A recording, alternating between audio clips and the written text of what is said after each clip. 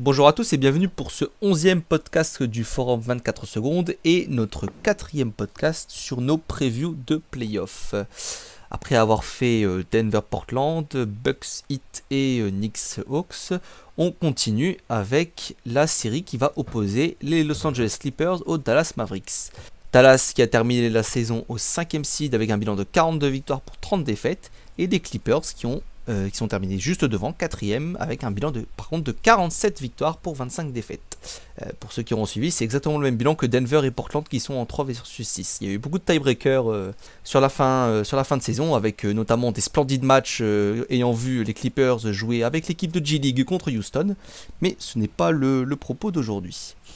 Comme d'habitude, on va faire un petit retour sur la saison des deux équipes et je vais donner la main à Réa en premier, si tu veux bien nous parler des Clippers et des Mavericks cette année.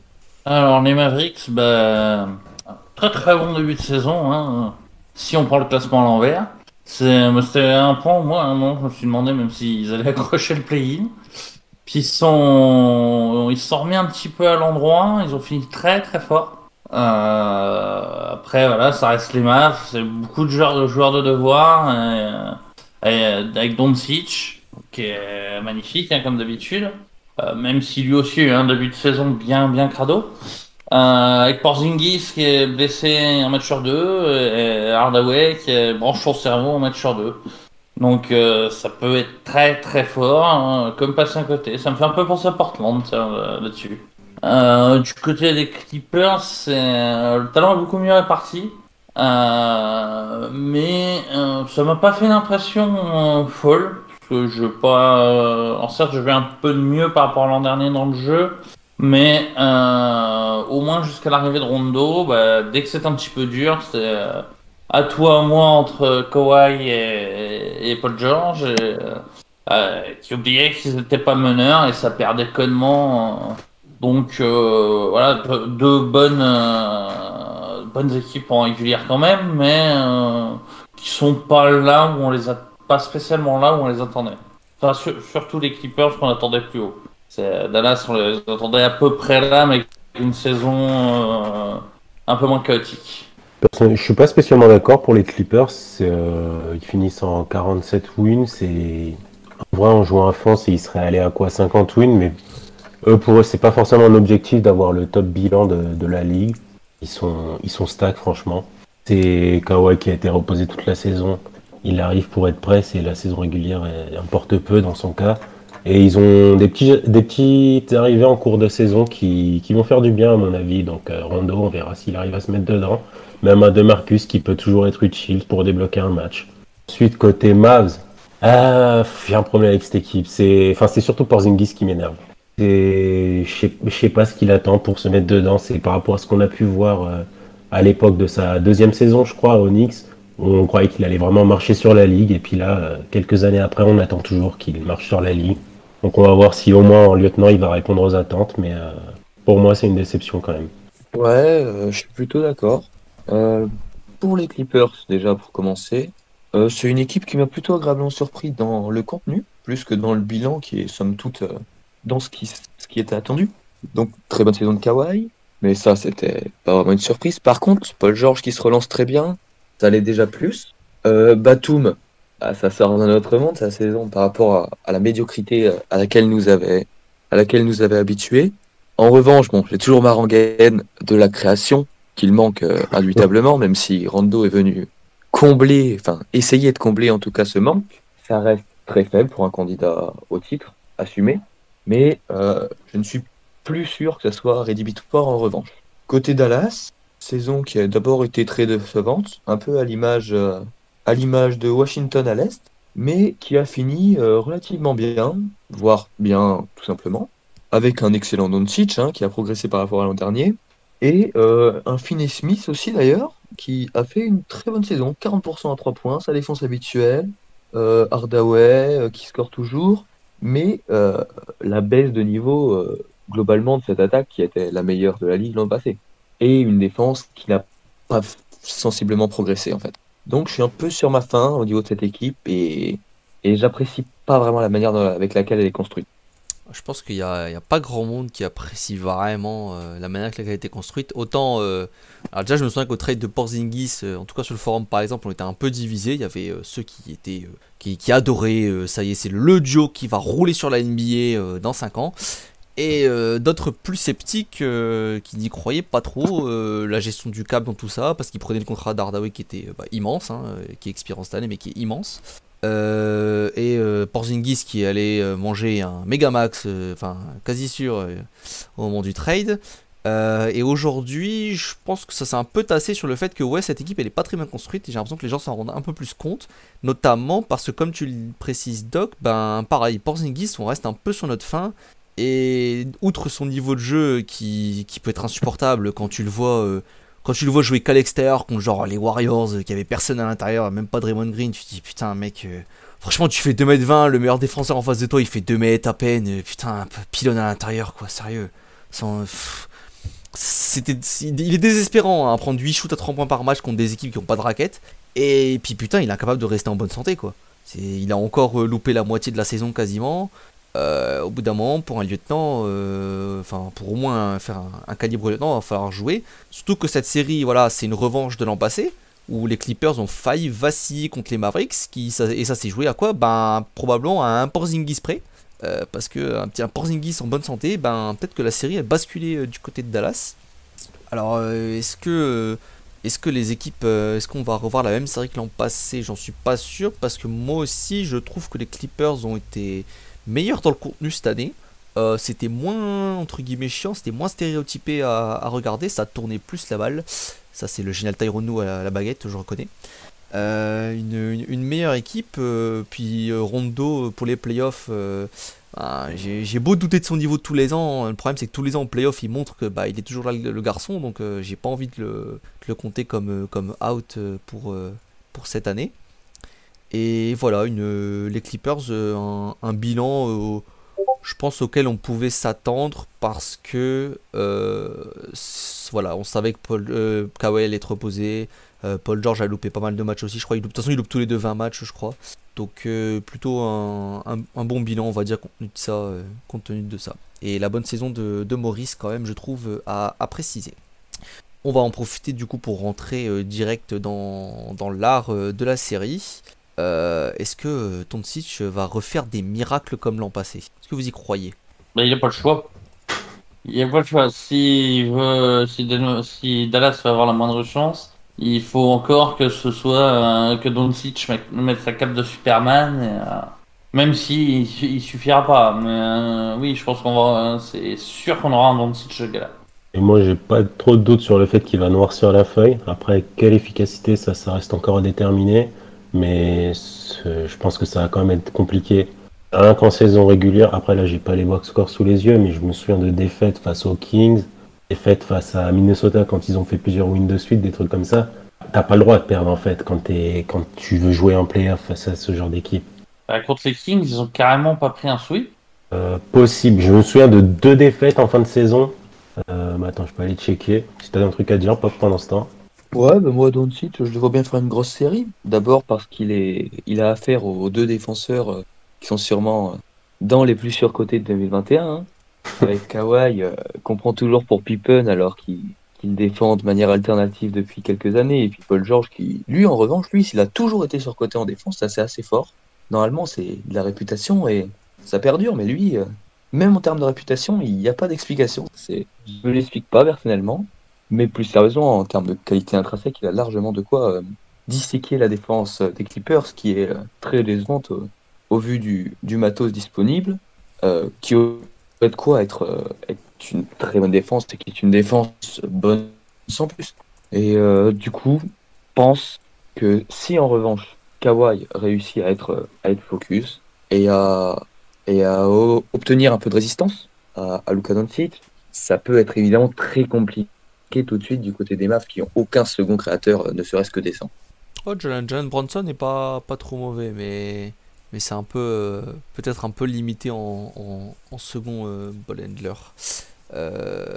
Kawhi en défense, ouais, je suis d'avis que ça reste à vie un peu sur la vibe 2014 et tout, ces années-là où il était à fond. Mais voilà, quand tu carries autant ton équipe en attaque, tu peux pas être aussi fort en défense et c'est très alternatif. Et Paul George, sans dire qu'il est mauvais, ça reste un bon défenseur. Mais c'est vrai que pour un mec qui s'est pris des game winners et des gros matchs dans la gueule quand même assez régulièrement chaque année, sa réputation vit vachement bien. Est-ce que peut-être Rhea, Ibaka, c'est quoi? Est-ce que ça peut être le game changer cette année par rapport à l'an passé pour les Clippers, que ce soit dans cette série ou au global sur les playoffs? En game changer, peut-être pas non plus, mais il va apporter une présence, une solidité qu'il n'y avait pas forcément l'an dernier. Et ça peut aider. Et puis comment dire, voilà, c'est Ibaka, il gueule sur le terrain, il lâche rien en général. Donc là-dessus, au niveau de l'attitude, ça peut aider aussi. Plus qu'un Maurice qui, quand tout rentre, va te carry, mais si ça rentre pas, il va juste faire plonger. Là où Ibaka continuera à se battre. Après, comment dire, euh, c'est plus non plus le Ibaka d'il y a 3 4 5 ans, donc c'est pour ça qu'il il sera pas un game changer. Il aidera peut-être à faire gagner des matchs, mais je vois pas faire gagner un match à lui tout seul en tout cas. Après, quand je dis game changer, je parle vraiment pour les Clippers dans le sens où l'an passé ils avaient peut-être un problème de cover sur enfin de défense sur la raquette, etc. Et là tu te retrouves avec Ibaka. Je pense que enfin tout le monde avait dit que c'était un peu genre le move parfait de l'été pour les Clippers parce qu'il t'apporte, Ah oui, parce qu'il stretch à là-dessus, 3 points. d'un point de vue tactique, par contre, ça comble un problème qu'il y avait l'an dernier. Voilà, je parlais plus dans ce sens-là. Est-ce que ça va vraiment par rapport à l'an passé où ils avaient des défaillances? Est-ce que Ibaka ça peut être le patch qui fait que l'équipe elle fonctionne très bien, quoi? C'est probable, tout comme Batum qui amène un peu de création aussi, en plus par rapport à l'an dernier. C'est pour ça que je disais que j'étais un petit peu déçu de. Alors certes, j'ai vu du mieux dans le jeu, comme on l'a tous dit, moi y compris. Mais tu vois, j'ai pensé de. Même en faisant tourner Kawhi et Polo, qui serait au niveau des Suns, quoi, au minimum. Après, voilà. Ça leur a peut-être aussi permis de se rendre compte qu'il y avait un manque à la main, donc ils sont allés chercher Rondo. Après, ils se sont dit, voilà, on va pas forcer, ça sert à rien. Mais tu vois, par contre, au niveau du mental, même si Lou a dit le contraire, le fait qu'ils aient cherché à éviter les Lakers, ça prouve que le mental est plus friable que ce qu'on pourrait croire. Surtout que de mon point de vue, c'est idiot. Vaut mieux les prendre au premier tour qu'une fois qu'ils auront préchauffé les Lakers. Voilà, voilà. Toc, un avis sur tout ça? Pour revenir sur Ibaka, moi je pense qu'il va avoir quand même un bon rôle. Je sais pas où il en est physiquement actuellement. Il Mais est normalement, il est bah, je revenu pense- les deux derniers matchs, il a joué un petit peu moins de 20 minutes. Donc je pense ils l'ont remis un peu dans le bain. ouais, voilà, mais après c'est dans l'idéal, je pense que starter poste 5 à 30 minutes. Après, je sais pas s'il a encore 30 minutes dans les jambes. Et Sur la de toute saison, façon, derrière, il joue 23 minutes, hein, non, bah en après, moyenne. il a pas trop joué sur la saison aussi. Il a joué la moitié de la saison, un truc comme ça. Oui. Et après, c'était déjà leur starting five quand il était là. Et donc, ouais, je pense que c'est le genre de gars, s'il arrive à tenir ses 30 minutes, c'est tu le gardes pendant 30 minutes et derrière, c'est tu fais sortir du banc Zubac ou bien Cousins en fonction de la physionomie du match. Derrière, même si tu vois, tu parlais de Batum, pareil, lui pour le coup, je pense qu'il va avoir ses minutes fondre, hein. Et il y a Rondo qui va apporter un petit peu la création que Batum apportait. Si Rondo est bien sûr assez en forme, hein. Et avec les minutes qui vont augmenter pour Kawhi et Paul George, je pense qu'il va pas beaucoup jouer. Il va descendre sous les 20 minutes en tout cas. Ouais, mais je le vois bien en 6ème homme par contre. Enfin, 6 ou 7ème homme. De toute façon, dans une rotation a priori serrée en playoff, je pense que oui, il jouera sur du C'est, 7ème homme, derrière Rondo, 7ème homme et. même Voilà. si son temps de jeu va baisser, il va bien moins baisser que celui d'un Beverley ou d'un Kennard. Parce que Kennard, à mon avis, il rentrera pour des missions genre, vas-y, envoie-moi quelques bombes à 3 points, puis tu ressors 3 minutes après. Là où Batum va aller au relais. Tu vois, je me demande si à chaque fois que soit Kawhi Soit Polo sorte, ça va pas être Batum qu'il faut rentrer tout de suite. Je suis pas convaincu là-dessus. Je pense que Kennard, franchement, il apporte. C'est quand même un shooter bien d'un niveau différent de Batum, mais je pense que ce sera quand même un peu plus important. Et a fortiori, il apporte de la création un peu plus que Batum, qui est plus un. Qui fluidifie le jeu, mais qui ne crée rien par lui-même finalement, alors que Kennard, c'est déjà un peu plus le cas. Ouais, je sais, à une époque, il bossait pas mal sur le pick and roll, des choses comme ça, et bossait aussi sur sa main faible. Après, Batum, il a une bonne vision de jeu quand même. Donc, l'un dans l'autre, ça peut se valoir sur la création. Ok, est-ce que vous avez des petits trucs à rajouter sur les deux équipes avant qu'on passe au pronostic? Non, du coup. Très bien, très Oh, bien. rien de Moi, à rajouter. nouveau, Qu'est-ce que tu as dit, Pop? J'ai pas très bien entendu. ouais, je disais qu'à nouveau, on aura encore une série avec deux équipes qui sont très très portées sur le shoot Ah bah, après, on est, extérieur. Et à on- nouveau, ce sera vraiment compliqué de si ça rentre pas. après, on est en 2021. Il y a quand même pas mal d'équipes qui jouent ce shoot extérieur, hein. Ça, inévitablement, inévitablement, de plus en plus d'équipes qui vivent et meurent par leur adresse. Et même les équipes qui ont un peu de shooting, de toute façon, qui ont une présence inside, reposent quand même pas mal sur l'adresse extérieure. Ouais. Bah, Regarde comme, les Sixers, si ça rentre pas, Embiid est un peu embêté sur la soirée, des choses comme ça. c'est ça. Bon, on Ah, va. Ouais, moi, je suis d'accord, mais je là parlais où je pas suis tant de la encore. fréquence. C'est que là, on voit que enfin, tous les shooters de volume aux Clippers tournent à 40%. Hein. Lennart, c'est 40%. Fidji, c'est 41%. Batum, 40%. Maurice, 47% à 3 points. Enfin, on est sur des pourcentages dantesques et qui n'ont pas vocation à rester dantesques, justement. Donc, ça peut être vraiment préjudiciable pour les Clippers. Ouais, tu vois, justement, je trouve que c'est aussi une des équipes qui est le plus capable. Il y a des équipes, tu leur enlèves de 3 points, c'est mort de chez mort. Là, Kawhi peut aller à l'intérieur, Paul George peut y aller, Maurice, Ibaka, même éventuellement Batum, même si c'est moins. Reggie Jackson aussi. Euh, donc, je suis pas tout à fait d'accord avec ton analyse, au moins sur les Clippers.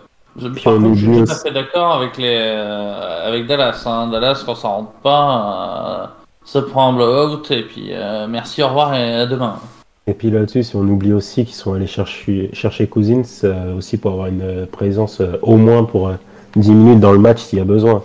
Lui, au contraire de Porzingis, va pas s'inventer une vie derrière la ligne. Il rentre et puis c'est pour aller inside.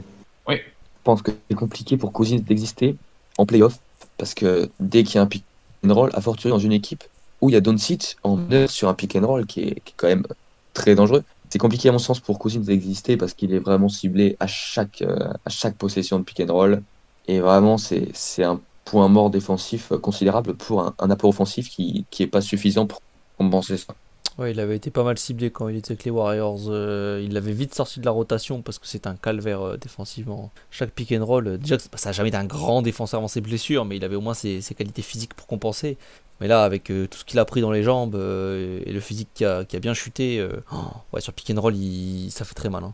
Après, c'est les Warriors, hein, aussi, ça pardonnait pas ce genre d'erreur, je pense, quand on voit leur système défensif au global. Mais ouais, je suis pas convaincu non plus par son rôle dans cette série, même si il va sûrement taper 10-15 minutes par-ci par-là, je pense, dans certains matchs. Surtout si jamais Ibaka n'est pas trop à 100%, Zubac se met en foul trouble, voilà, c'est à voir selon la physionomie des matchs. On va passer au petit pronostic. Je te lance Réa en premier, ton pronostic sur la série. Je vais donner le même score que l'an dernier. Je pense que ce sera à peu près la même chose. Que les Mavs seront vaillants, mais que à l'arrivée, les Clippers seront plus forts, bien qu'ayant un peu tremblé sur quelques matchs. Donc un petit 4-2 Clippers pour toi. Pop, du même avis? 4-1 Clippers pour moi. 4-1 Clippers, le gentleman sweep. Doc? Moi, j'hésitais à être méchant, mais là, vu que personne n'y est allé, le sweep pour les Clippers. Carrément le sweep pour les Clippers. Bon bah on va être unanime hein, parce que 4-1 Clippers pour moi comme Pop. Je vois bien Doncic faire un gros miracle sur un match, mais sur la durée en fait j'ai aucune confiance en Porzingis, donc à partir de là c'est mort pour moi pour Dallas, et Clippers meilleur que l'an passé à mes yeux, donc 4-1 sur un exploit de Doncic. On verra s'il nous fera mentir. Voilà messieurs, quelque chose en plus? Pas Pas pour spécialement. moi. Bon, eh bien alors on est bon. Merci d'avoir suivi ce podcast. Dites-nous ce que vous pensez sur le forum ou en commentaire de cette série. Êtes-vous d'accord avec nous où tout le monde voit les Clippers passer sans grande difficulté, ou alors est-ce que pour vous Dallas sera bien plus vaillant que ça? On se retrouve pour les prochaines séries de playoffs. Au revoir. Ce sera tout. Salut. Salut. Salut.